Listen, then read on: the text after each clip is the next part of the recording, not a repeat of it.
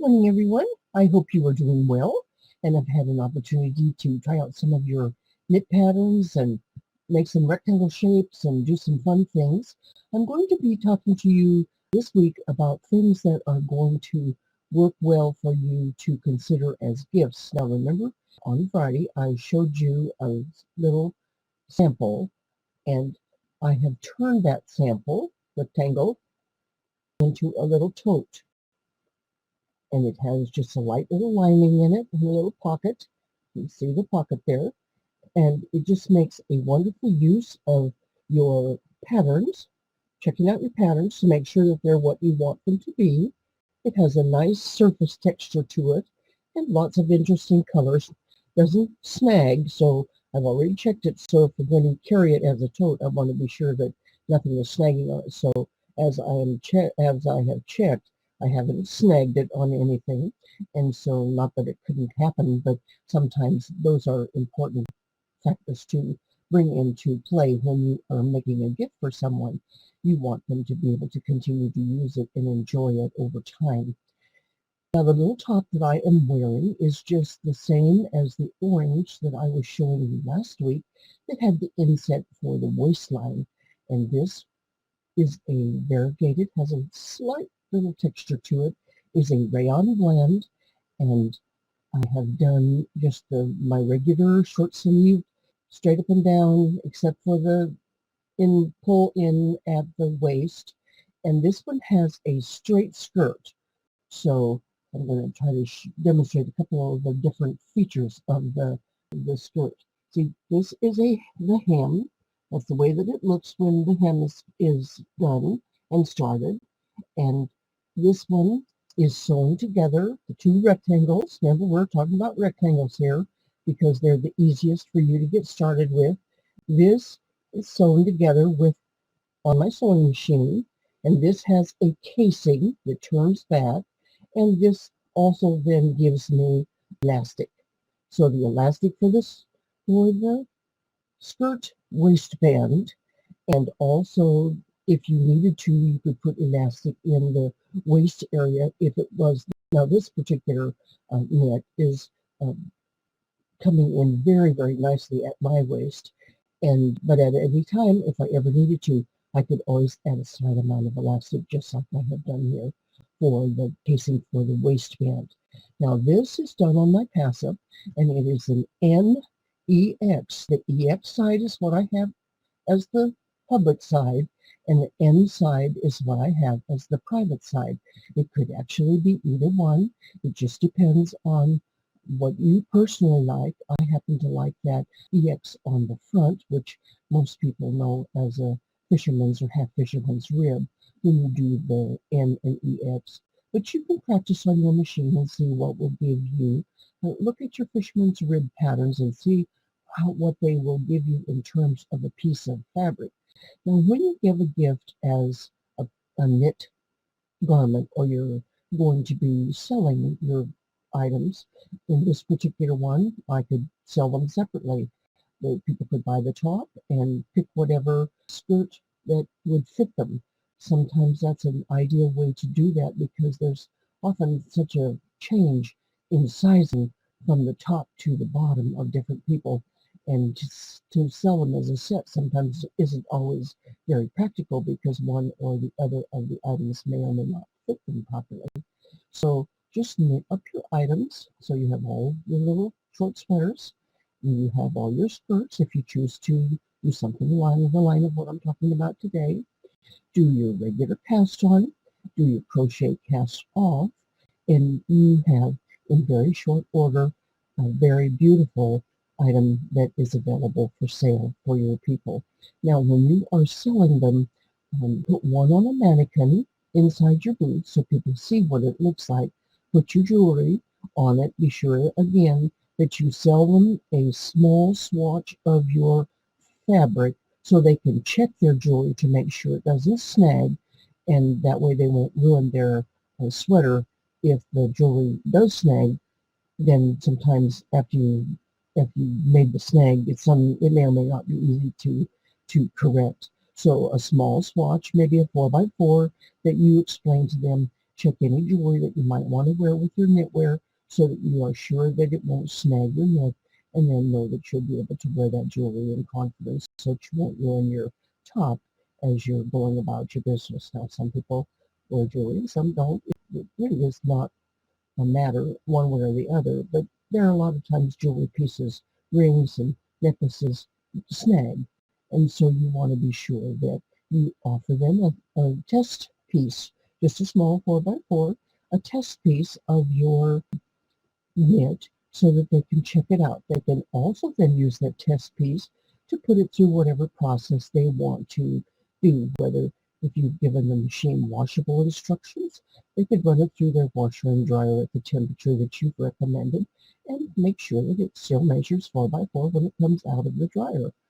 Those, again, are courtesy items that your customers really appreciate, and they are then not going to come back to you and said, there's something wrong with this knit. It just snags on everything. And you you take that whole factor, that whole customer service issue off the table. You gave them a sample. Did they check their jewelry? Did they check it in the temperature that you recommended that they use? And all of those things, of course, are on your hang tag, which gives you then on your tag, it shows you to wash it in whatever your temperature, whatever your dryer, if you're allowing them to do that, if you're telling them that you want to have that in terms of dry cleanability. There are some yarns that do not do well with every dry cleaner solvent. So you want to be sure that you've researched before what dry cleaner solvents, if I choose to put dry clean only on my ticket, will um, work with the particular yarn that I am using in this garment. The last thing that you want to experience is having them take it to a dry cleaner with the wrong solvent and having your knit.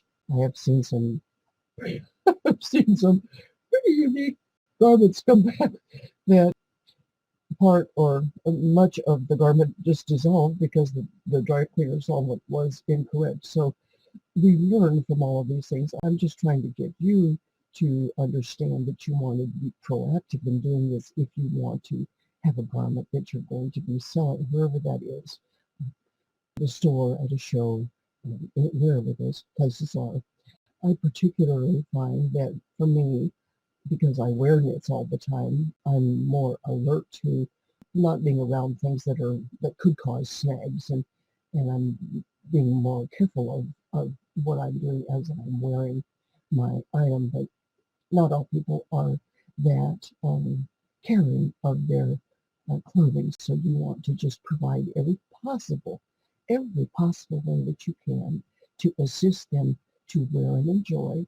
Because if they wear and enjoy, chances are pretty high that they're going to come back the next time you have something available to offer for sale and buy again from you. It's very important for you to understand that you're building a clientele. Their friends and family are seeing your gorgeous knit as they are wearing it, so that brings another level of referral where people are going to be contacting you saying, I saw my sister's sweater and skirt that you made, or sweater or jacket or coat or whatever, and I would like to have you make one for me. So you can do a mix there of creating items that are available for sale and custom done items where you're working with one individual client and their measurements. Now, we've been talking about shoulders and the shapes of shoulders and knowing about the shape of the shoulder of the customer that you're going to be knitting for, and the 4 different types of shoulders. We have the sloped, we have the regular, we have the sloped square, and you also then have your normal. So those are the 4 shoulder shapes. Now, your customer needs to be measured from the shoulder to the bottom of your garment on the right, and from your shoulder to the bottom of your garment on the left. There are some people who will come up with different measurements. Now, if you're going to be knitting for that person as a custom piece, the knit is the same measurement here at the center front and the center back.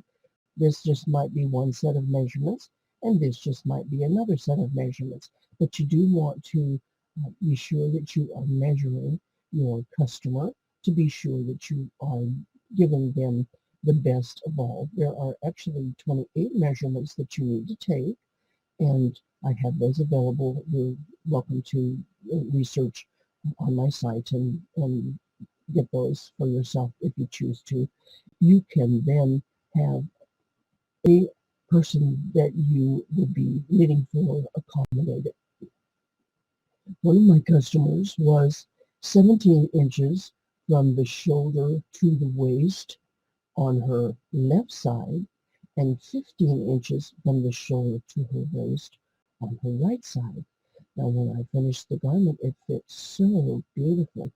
And it was an interesting story because of her uh, curvature of her spine. She was used to getting a lot of attention from people by the fact that she had some kind of a disability, so she was really feeding off that disability to get her attention. She loved the sweater that was custom made at first, and then when people stopped giving her all the attention because the garment that she was wearing didn't flag that she had any kind of a physical disability.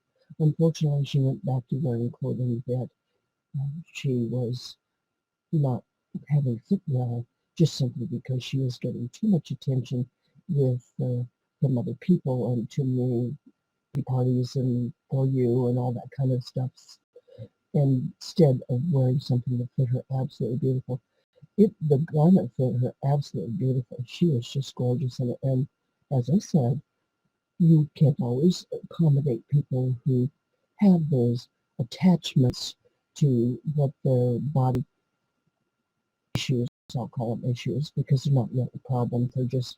That's just the way we're made. Just like, as I explained, off the dial-forward shoulder, you're made that way if you have a dial-forward shoulder. And with a dial-forward shoulder, you are going to have a lot of people who will tell you to stand up straight and get your posture taken care of because it appears to them that your posture is kind of not being absolutely the best, when in fact it's the optical illusion that your dial-forward shoulder is creating that you are slouching. So fun kinds of things just to be aware of, nothing to have to do anything about, other than just make sure that you're taking good care of yourself, you're taking good care of your customers, and you are enjoying your work at machine knitting. Keep exploring. Happy knitting.